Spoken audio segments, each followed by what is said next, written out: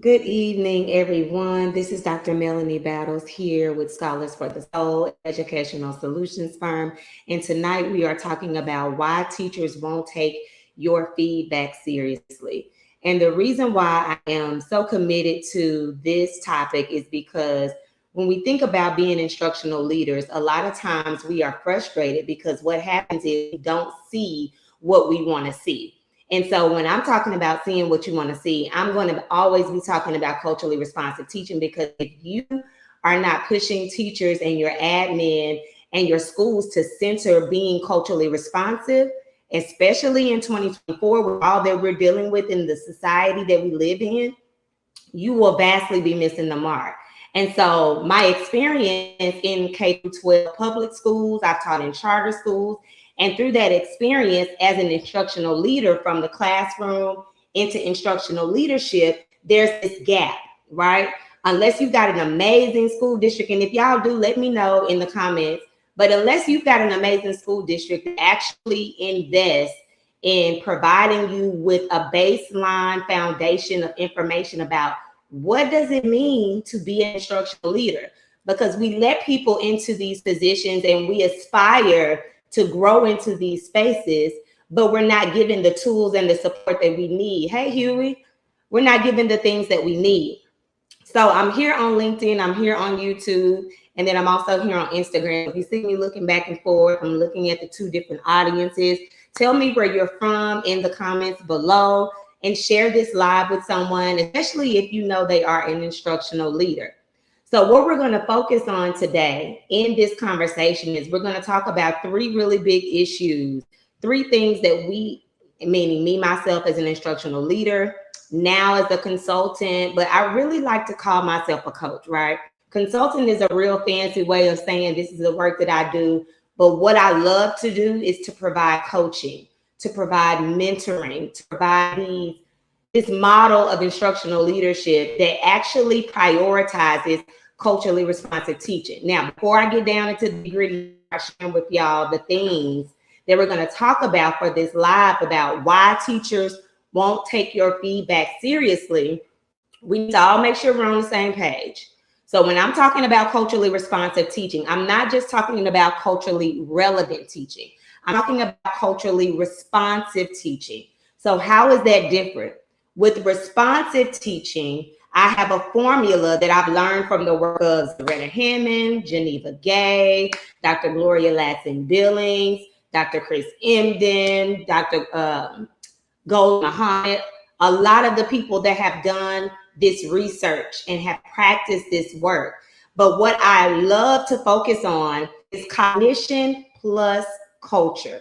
Y'all see that formula? Cognition plus culture. Cognition deals with the way we think.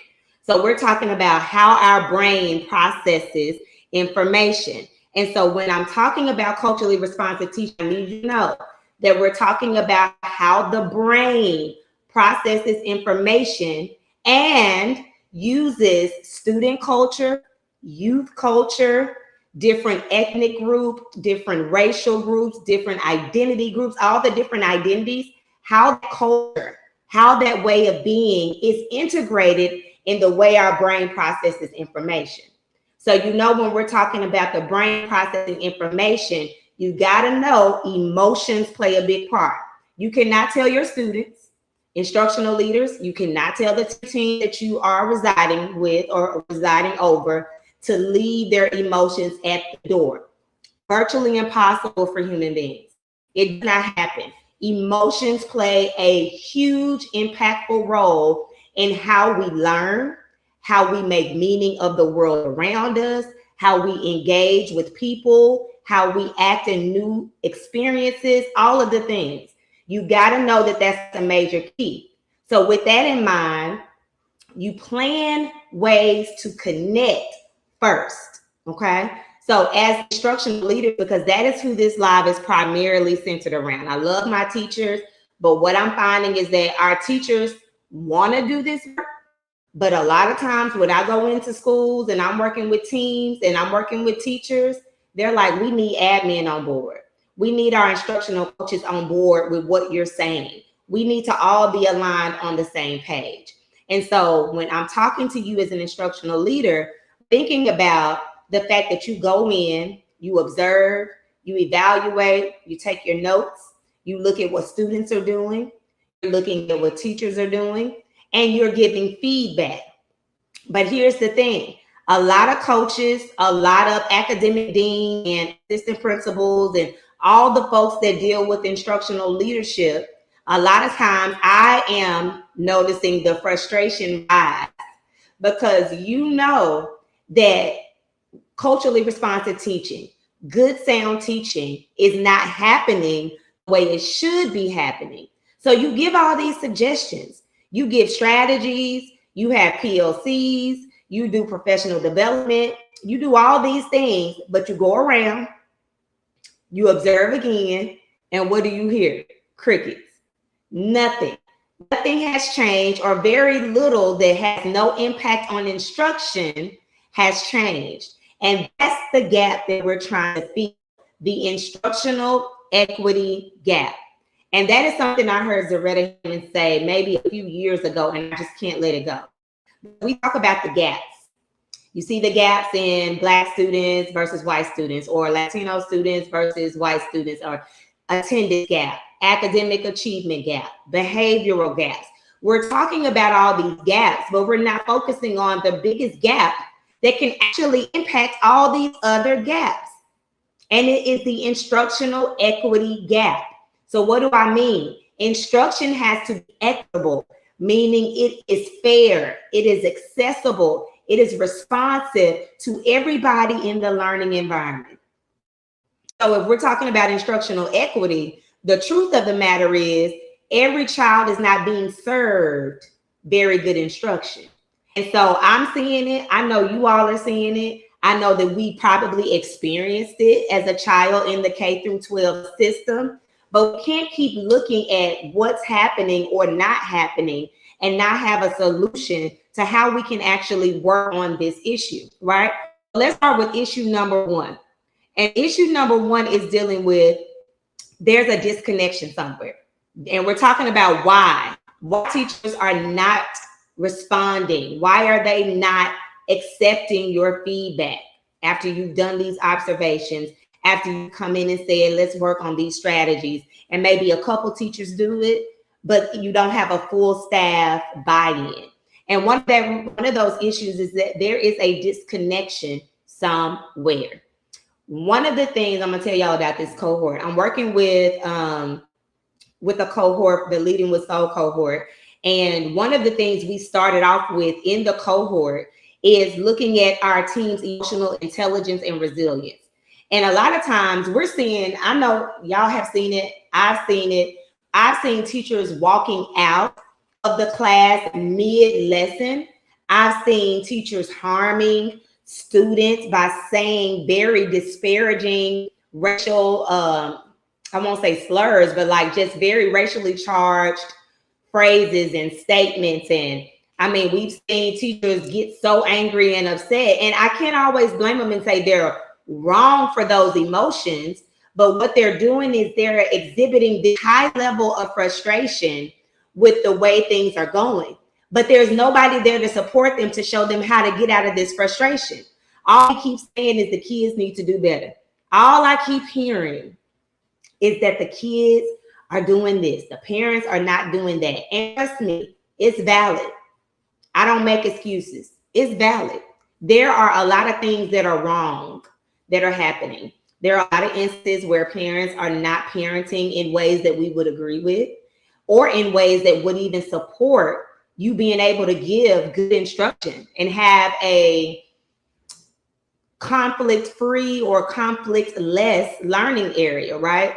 Because there's always this commotion going on where you got kids who are disengaged, kids who are fighting, kids who are on the cell phones, kids who are doing lashes in class. I had to get onto my daughter, about doing lashes in the classroom. I'm like, that's not what you go to school for. But we had a very firm conversation about that, and I didn't blame the teacher for that. But every teacher, every school is not blessed to have parents who are invested and even understand what investment looks like in education, right? So with all of that, you got a high frustration level for teachers. And what happens is there is a huge area or space of disconnect, right? So it's disconnection from students to students, students to teachers, teachers to admin. And that's the gap we're going to focus on, is that admin to teacher gap. So as an instructional leader, one thing that is very important for you to focus and hone in on is, how am I supporting the professional growth of the teachers that I am blessed to work with or blessed to manage, or whatever your task is or your role is in your school. And one of the things that we've got to think about is, if we're not creating and building in organic spaces for emotional intelligence and emotional resilience to be a top tier focus, you're going to lose out on more teachers than you already had. I know that many of us have already lost some teachers. If you're in a school where you have not lost any teachers in the last 2 to 3 years, count it all joy. Count it a pure blessing, because what I'm hearing, what I'm seeing, what I'm experiencing is that teachers are fed up. And what I also know is that while it may be because of the students, while it may also be because of the lack of parental engagement and involvement that we need, a lot of it is because teachers are sick of administrators. Teachers are sick of all the tasks, even if it's not the school administrators, it could be the district level administrators. But there's this huge, huge disconnect between the administrators and between the teachers.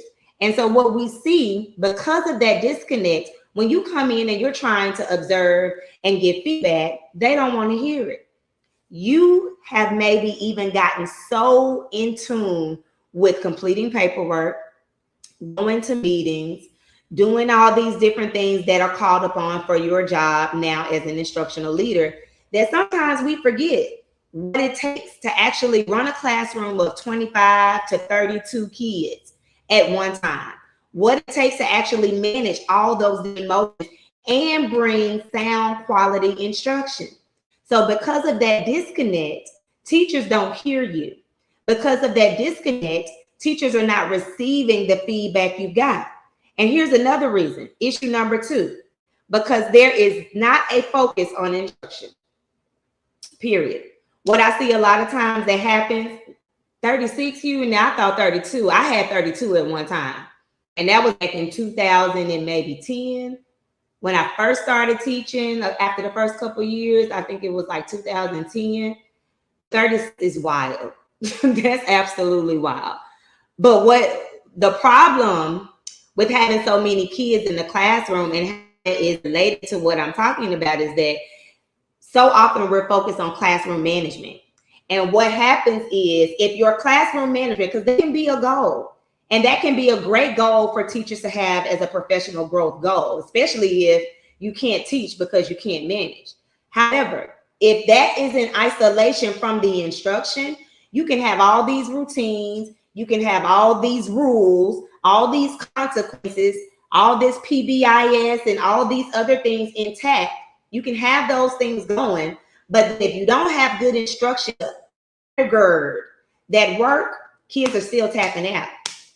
Kids are still disengaged. And that disengagement doesn't mean they have to be cutting up. That could be sleep. And that's not doing us any good, although sometimes we might want some of our students to sleep rather than talk. But the point is, if we're looking to grow young people and to articulate spaces where their genius can thrive, we've got to be able to focus on instruction. And when I'm talking about instruction, remember I said this at the beginning of the live, this instruction that I'm talking about is culturally responsive, meaning it's not just TikToks.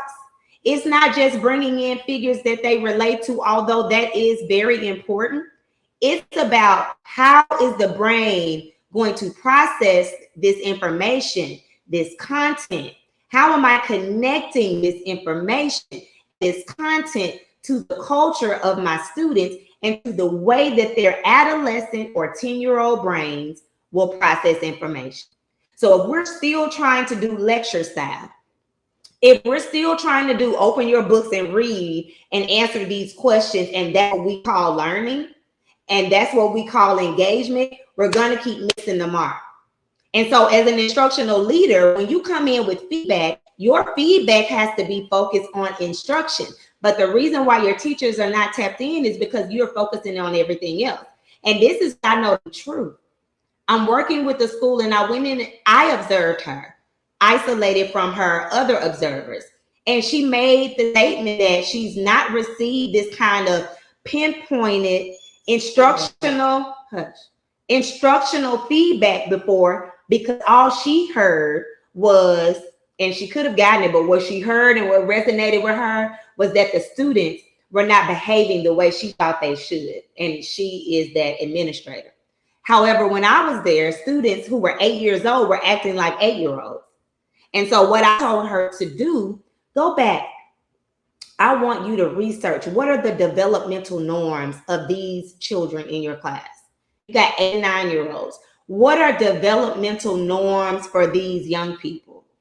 I need you to take the pressure off of yourself to have little robots in your classroom. Who told you that that's the way that you're supposed to teach?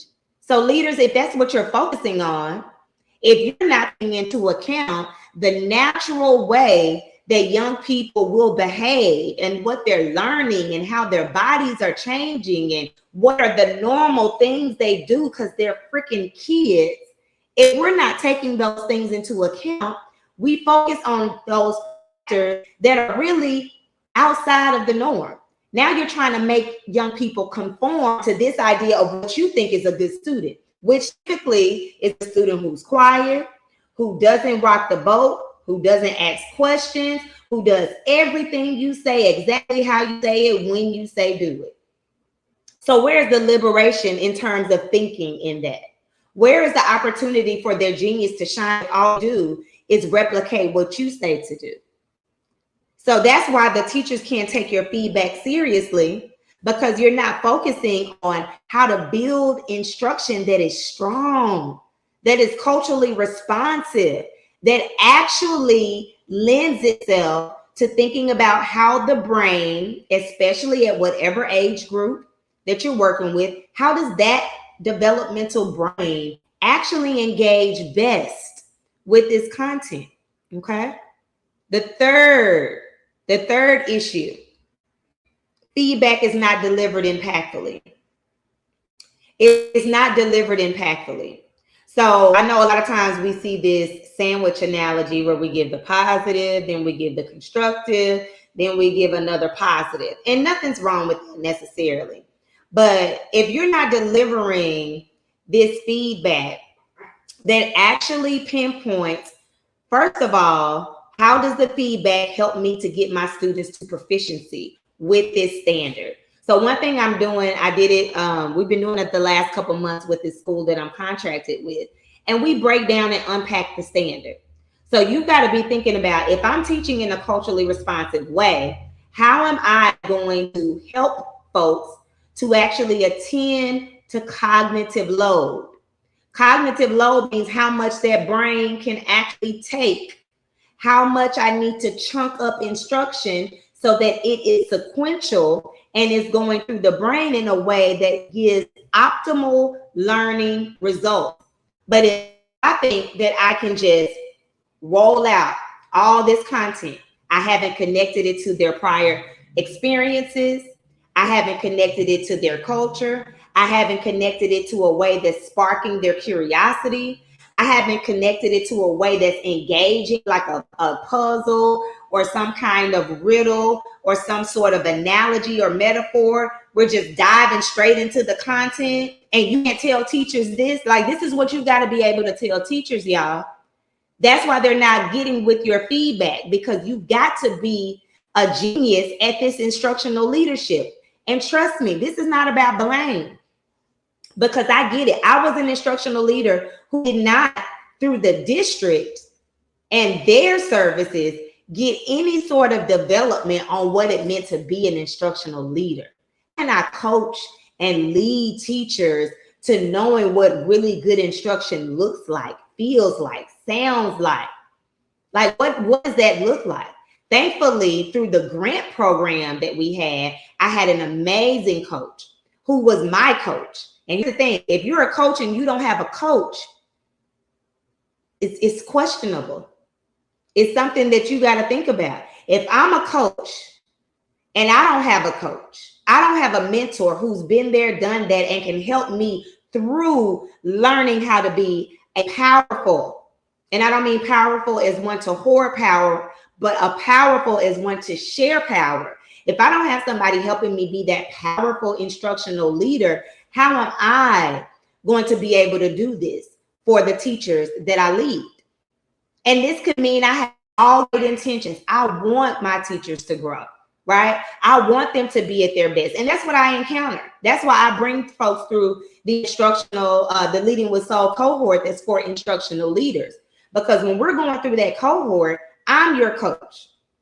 I'm your mentor. I'm helping you figure out what is the scope and sequence of how you're rolling out these instructional strategies, or how you're rolling out this instructional plan for the year, these SMART goals or these professional growth goals. I'm helping you figure out what that's going to look like from the beginning of the year to the end. Because some of us are just going in it cold, thinking that I can just go in, oh, it was a great lesson. We had this many kids doing the work. This kid had their head down. This kid did that. We need more kids engaged. We're giving this generic, watered down coaching and support. Or we're giving this overview of what's not happening rather than what should be happening. So those three issues we got to think about. There's a disconnect somewhere. The focus is not on instruction. These are the reasons why teachers are not buying into or responding to your feedback. And it's not delivered impactfully. You're not giving them a way in which they can actually go about growing. You can point out a problem, but how are you going to help them solve it? If you can't give them that, if you don't have a way for teachers to actually grow from the feedback you're giving them, then they're not going to listen. And so they're not going to take in what it is you're saying that they need to do, because your track record is not strong. See, we have to be like, we want our young people to trust us. We want our young people, because we know that trust, let me go back. Trust is a brain chemical. It's connected to oxytocin, which is that bonding hormone that says, even though this is a risk, me learning this new thing, or me getting up, me getting up and talking in front of my peers and presenting something, or me trying out a new strategy as a teacher with something I've never done before, even though this is all new, because I'm bonded to my support system, my teacher team that's built on strong emotional intelligence and resilience, my coach, my academic dean, my AP, that's a strong instructional leader. They know their stuff. Because I'm connected to them, I'm willing to take the risk. And because I'm willing to take the risk, I've got somebody there where I can talk about and debrief about what that felt like in my body to take that risk. I can identify the emotions that I felt, because it may be a journey. You may start off feeling awkward with this new strategy, right? I was talking to a teacher, we're working on Ignite strategies, and she talked about, and we were very transparent today, the reason why did you feel this way? She felt very awkward and uncomfortable trying these Ignite strategies that involved her students moving, her students maybe chanting, singing, clapping, whatever it is. She talked about how vulnerable she has to be to try something new. And what did I suggest to her? Why don't you partner with some of the students? Don't take this on by yourself. Let them help you create the Ignite protocol that you're going to use, or to create the song that's going to help them remember how to break down multi-step equations. Let them help you create it, and then let them lead the class. That takes some of it off of you. See, we're so used to being in control. As teachers, we're always used to being in control, right? And so as an instructional leader, you get the same thing, but you can't keep relaying that over to your teachers in your evaluation, in your observation, in your debriefing. Oh, you weren't doing this, you weren't doing that. And so now that's all centered around how out of control they think you were, when you're actually in a space where you're developing independent thinkers and learners and doers. who don't need you for every step of the learning process because they've got the juice and they know they've got it because you've helped them to see it where others didn't. See, this is what you do as an instructional leader. You help your teachers to see once you relinquish control, just like I'm doing with you. I can't tell you everything to do, but I'm here to partner with you. I'm going to come and co-teach beside you. I'll help model a portion of the lesson for you. I'll give you pointers and let you videotape yourself and let's go back and run the play, right? Like coaches do. Let's run the play. Yeah. And that's a good point. Brooke says you can't take risks when you don't have people who believe in you or see your genius. And see, that's the people that I really wish would be on this live. Y'all need to send it to them, right? Because it's not about, I don't really care about shaming them into submission. Like that'll never work. I think that there is a space where awareness has to be cultivated, right? And that digging up of the root is sometimes uncomfortable. But as an instructional leader, you have to see that there is genius inside of your teachers. I'm not talking about the ones that are harmful, just playing out, not doing their jobs. We're talking about teachers with promise, teachers that come to work and actually want to see their students thrive and do well. They just don't know how. So that's where you come in. All right. So let me get to the 3 solutions. I got 3 solutions. Oh, I put this in the comments. I put it in the comments on what is this? YouTube, and I'll probably have it linked in my bio later. But I think it's called check. Hold on, y'all. Let me see something real quick. I want to make sure because I created a wise feedback checklist for you all, and it's a really good checklist that will help you. Okay, there it is. All right, let me spell it out. Bit.ly feedback checklist. Feedback checklist. That's it. Okay. All right. So I'm putting it in the comments and I'm going to pin it. All right, cool. So you can, it's not hard to spell. It's bit.ly/feedback checklist. But it's a free resource that I created because I thought about giving you all something that you can take back with you, especially even if you're not an instructional leader.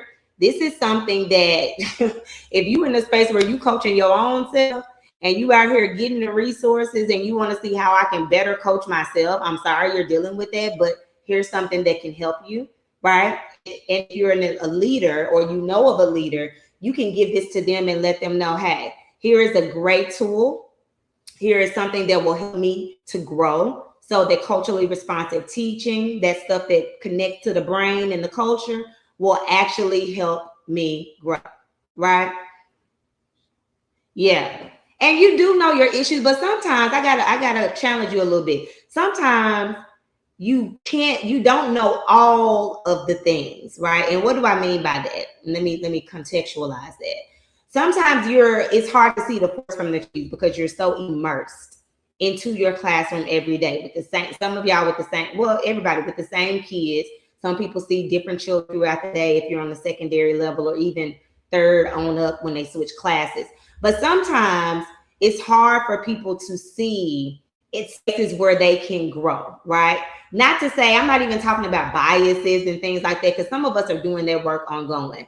But I mean specifics with your actual instructional practice, like where you could be working on a stronger ignite in your lesson, where your lesson had too much germane cognitive load, or you didn't pay any attention to the intrinsic cognitive load of the task. And so now students are overwhelmed because your intrinsic cognitive load is too much, right? And if you don't even know the difference between those things, this is what instructional leaders should know. You should know a lot about cognitive load so that you can be helping teachers to see how that shows up, right?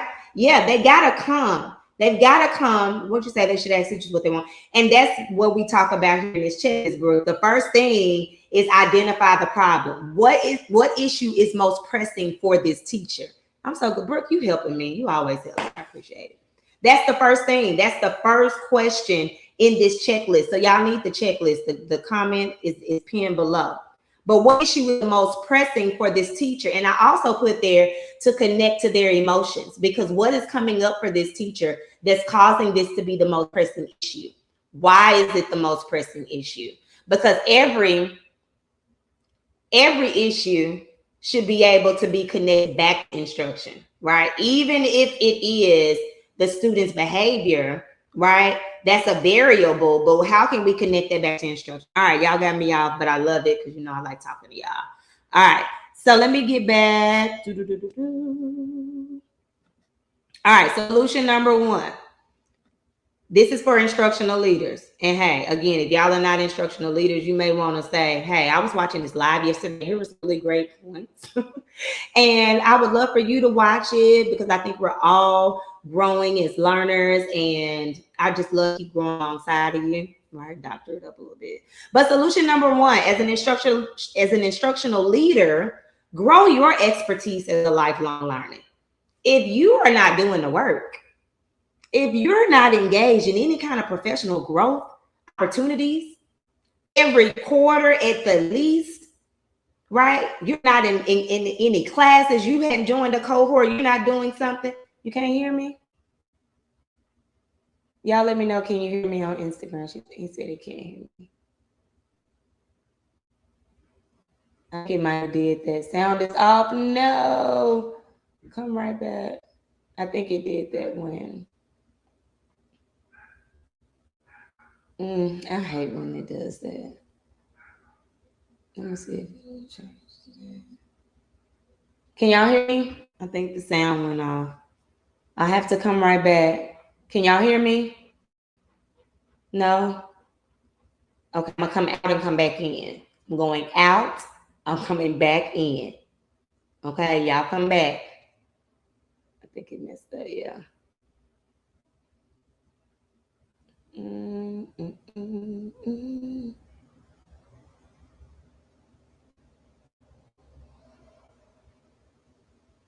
Hold on, guys.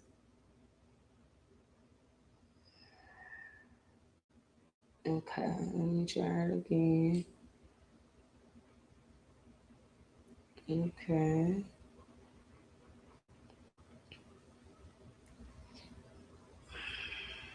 And this battery going on 1%. All right, I'm back to why teachers won't take your feedback seriously. Thank you for those who are coming back into the space. We were talking about solution number one. Solution number one, to actually solve the problems of why teachers won't take your feedback seriously. You need to grow your expertise. Grow your expertise as a lifelong learner. Lifelong learners should be prioritizing culturally responsive teaching. It's not just a buzzword. And that's why in our Leading with Soul cohort, and enrollment is still open for that, by the way. But that's why we focus on lifelong learners. Like, what does it mean to be a lifelong learner? How can I be doing that? And here's the gag, like Kiki says. The gag is, if you're not a lifelong learner, if you're not engaged in continuously growing your craft, then how can you expect the teachers to actually take in what you're talking about? Why would they? Why would they take in your suggestions for this kind? Okay, I think I got it. Why would they take in your suggestions for this type of strategy, this type of, okay, I'm trying to put this in there. All right, there's the comment again. Why would they take into effect, thank y'all for coming back. Why would they take into consideration the feedback you're giving about them trying something new or learning something new, and that's not what you're modeling, right? Our framework as Scholars for the Soul is embody, model, and share. You cannot share the strategies out to your teacher teams and expect them to pick up what you're putting down, and you're not modeling, you're not embodying what it means to be a lifelong learner. So if you want teachers to take your feedback seriously, openly be discussing what you are learning more about. What conference are you attending? What free webinars or paid webinars are you going out and engaging in? What independent learning things are you taking on to actually be better? You got to be vulnerable and open about that. Talk about how it's a little frustrating to learn something new. Talk about how you're trying something new with them and you want to partner with them to see how it's working well because you're trying to be better as their instructional leader. So if you want them to take that feedback seriously from you, they got to know that you know your stuff. Here's an example. Today I was doing some teacher coaching, which is why I'm still dressed at almost 9 o'clock at night. And it's been a busy day. But I was doing an instructional coaching session with one of the campuses for a district that I'm contracted with. And I talked with one of the teachers because we've got really strong relationships. We've been doing this all year long. It's been a whole year together. And she was so excited to show me some of the work her kids had did. Second grade, the Canva presentations that she had, the young people choose what they were going to do about it. I mean, one second grader, I'm just going to brag on her, had a whole avatar. I don't even know how to use the avatars to speak my presentation for me in Canva yet. Baby, a second grader. And they worked on these in class. They worked on these and figured these things out. I'm jealous. Very jealous. I was like, yeah. So as I was talking to her, she was talking about leaving the profession. And if you saw my stories, I talked about this. She was like, I'm thinking about not coming back, but I actually have, last year I thought about not coming back. And this year I've actually got a renewed hope. Like working with you coming in and coaching with us every month and working with my teammates and really building strong bonds with them has really, really given me that confidence, right? Because the work we've been doing in culture, normalizing culturally responsive teaching, she has seen the benefits. She has seen her students do these things and be so engaged with these presentations. She was like, this was one of the first times I didn't have to pull teeth. She said the kids were excited. Then they were asking me about their Black history figures and facts and was it connected to somebody else's? And this time period they learned about in another subject. Like they were making all kind of connections. Thank you, Brooke. I'm trying. I tried. And that gave her hope. And that she said, when you come in, Dr. Battles, you know your stuff. Because they'll give me situations. I'll ask them what's going on. We'll talk through some different protocols that I use. And I'll learn the things that are troubling them, the things that are giving concern to them, or the things that are downright frustrating them, that they can't seem to break the barrier with their students. And we're looking at the strong instruction. And it's all based on how the brain learns and uses culture as leverage to really maximize the power of the brain. But I'm able to do this, number one, because I stopped learning, even though I'm Dr. Mel. I'm always learning. I'm attending somebody's conference. I'm attending somebody's online, because a few providers that have different monthly and even weekly. Some of these folks are putting out webinars all the time about different things that are working in their classrooms. Like I'm even learning from teachers. I don't want to just learn from folks who are like me, who are actually consultants and have left the school bill. I need to see what are the genius teachers actually doing that's actually working. Right? So I'm always that lifelong learner, and I'm talking to them about the whole journey of that. I'm growing my expertise as a lifelong learner, and they're seeing how valuable that is, right? How valuable that is.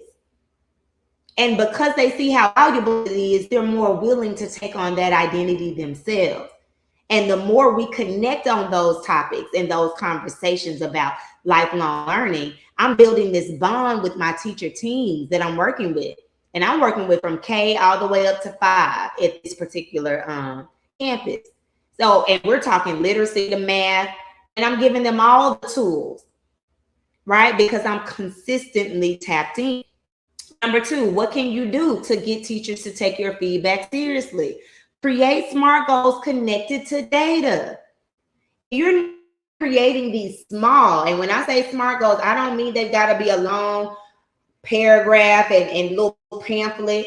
Create a SMART goal, something that's very specific, right? How can they chunk their lesson more appropriately so they're not inducing cognitive overload, right? So what does that mean? We're going to work on how they can unpack the standard, how they can look at the steps towards proficiency, and then create a mini lesson for each of those steps and assess before, assess during, assess after. See what's working. Okay, maybe nobody got it, maybe somebody got it. Let me talk to the kids. What part did you not understand? Was this boring? Was this too complex? Did I still have too much cognitive load? Were directions? Because a lot of times we can be doing things to build executive functioning skills. How could I have chunked those instructions so they were more accessible to the young person?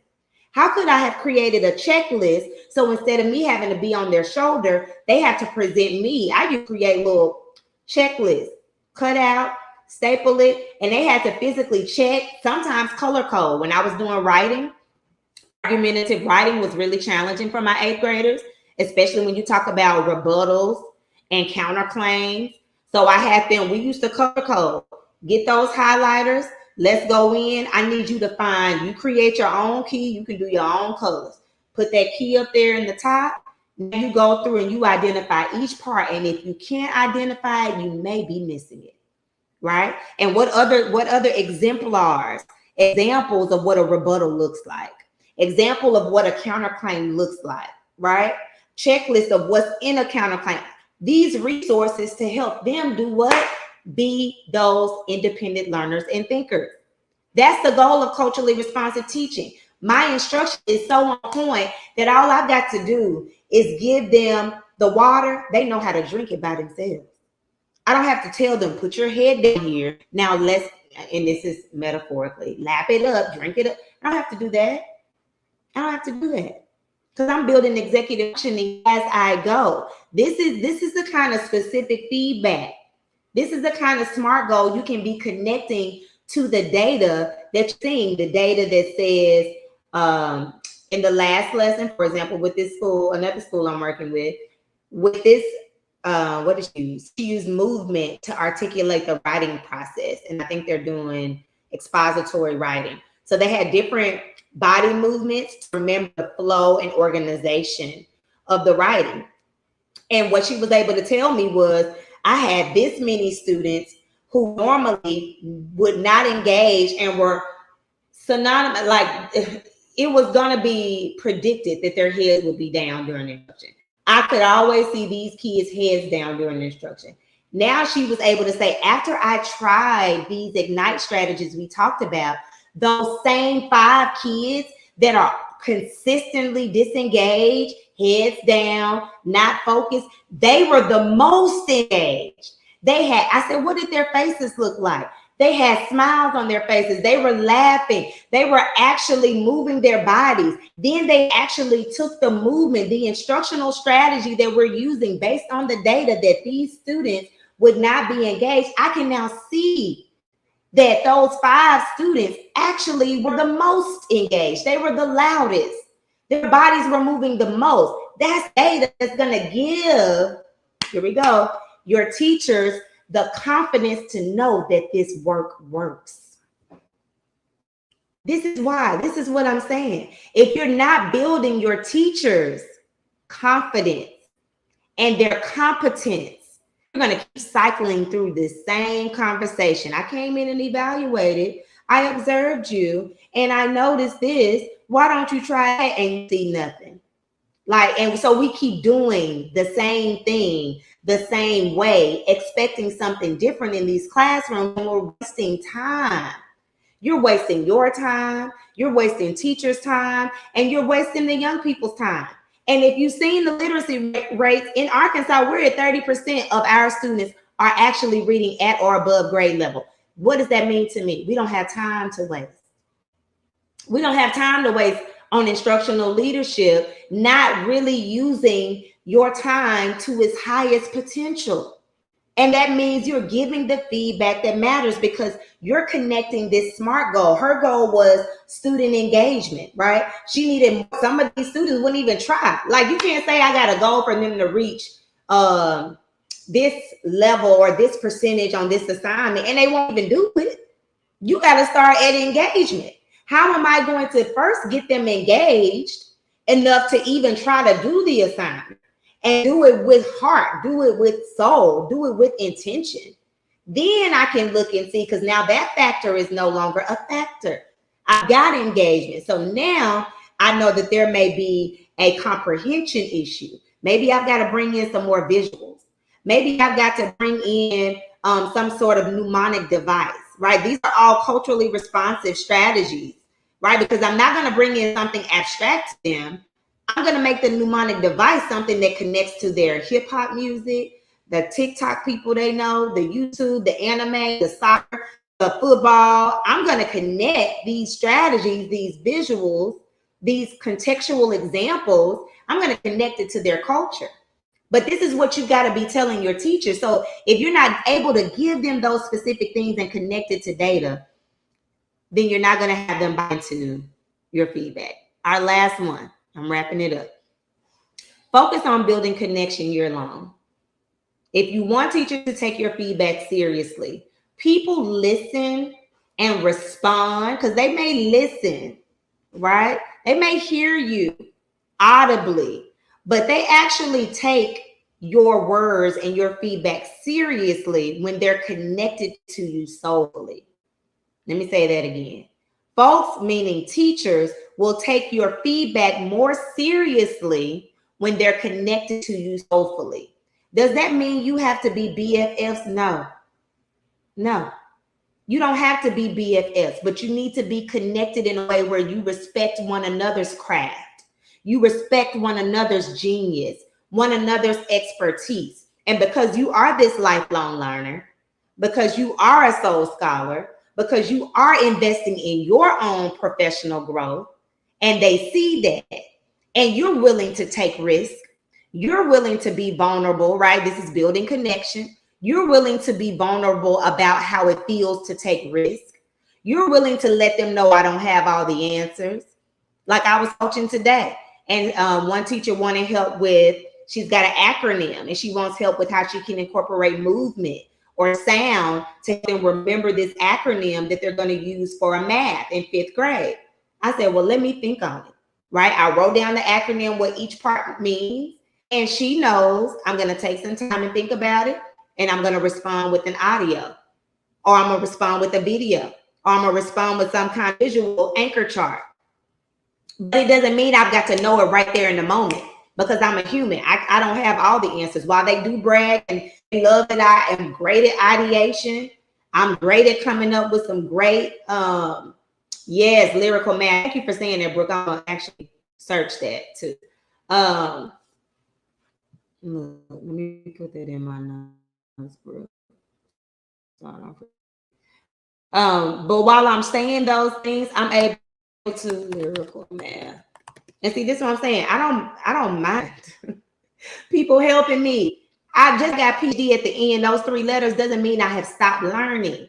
And that's where you have to be as an instructional leader, right? You've got to be willing to let the light shine on your teachers. Let them get up and show what they've done. Show how they have engaged students. Oh, I hope it doesn't do that.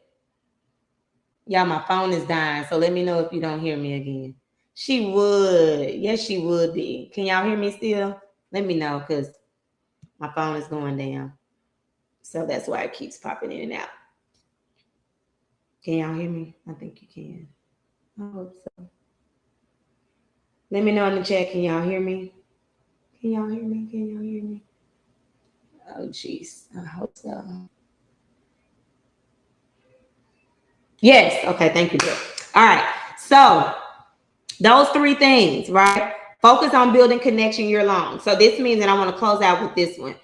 When you're talking about building connection, you are modeling how to build connection with your teacher teams all year long. So that means you do things unrelated to instruction. You maybe host events that are just connected to getting to know one another. Because the point of it is you want to build a strong teacher team where you can hold each other up. You can support one another. They can come into each other's classrooms and see some strategies at play. Give each other ideas, ideate together, right? Go through the tough parts together. Maybe this teacher had this student last year and they can give them some sound advice on how to tap into the genius of that young person, right? There's a purpose behind building this connection and then building it with you, because remember, the goal is, how can I activate the release of oxytocin, which is that bonding hormone that's going to help the teachers to take the risk. That cortisol, which is that fear and stress hormone, is going to say, no, don't do it. Fear is going to say, don't do it. Fear is going to say, fight it, flight it, freeze it, appease it. It's going to say,